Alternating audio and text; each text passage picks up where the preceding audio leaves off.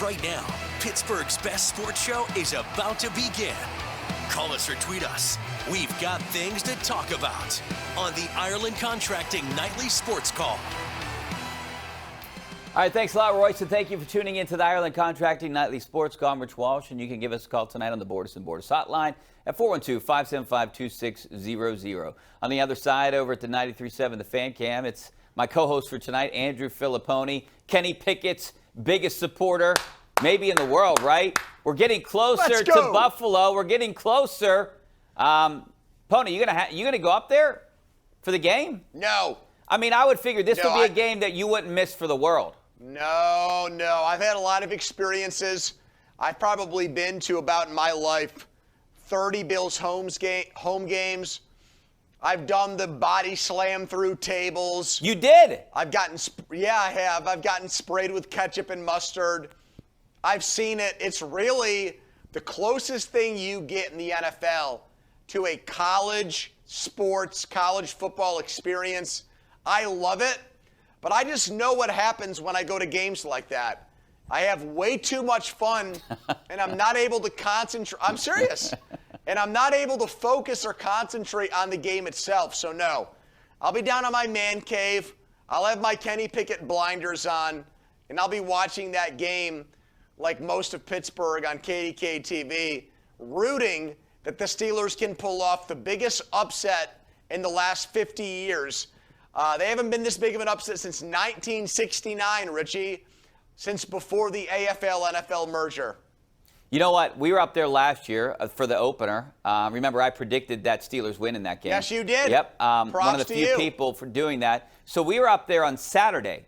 My photographer and I, Ian Smith, we were outside where Bills Mafia is, that area right next to the parking lots, right next to the stadium, shooting stand-ups on Saturday, doing pieces for Saturday to preview the game. They were out there partying 24 hours before the game. Yep. 24 hours before the game. And then when we had to walk through it the next day where we were parked, we were getting harassed just because we had a KDKA mic. They're yelling at I was nervous. I was scared. Well, they're not as crazy as the Philly sports fan. They're not as dangerous. They really want you to chug a beer with them is what they want you to do. That's really it. That's what it comes down to. Or jump on a table. Yeah, if you do that, then you're good with them. No, I mean, this is so much fun that the Steelers are turning to their rookie quarterback, and they're doing it in a place where, look, they're not supposed to win. They're a gigantic underdog. They're a 2-touchdown dog. TJ Watt's not going to play. There's a bunch of guys banged up on defense, but there's a whole new energy. There's a whole new vibe. There's a whole new attitude about the Steelers right now, and that's Kenny Pickett.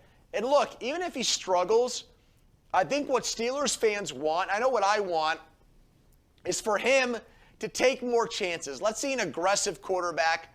Let's see a guy that isn't afraid of his own shadow.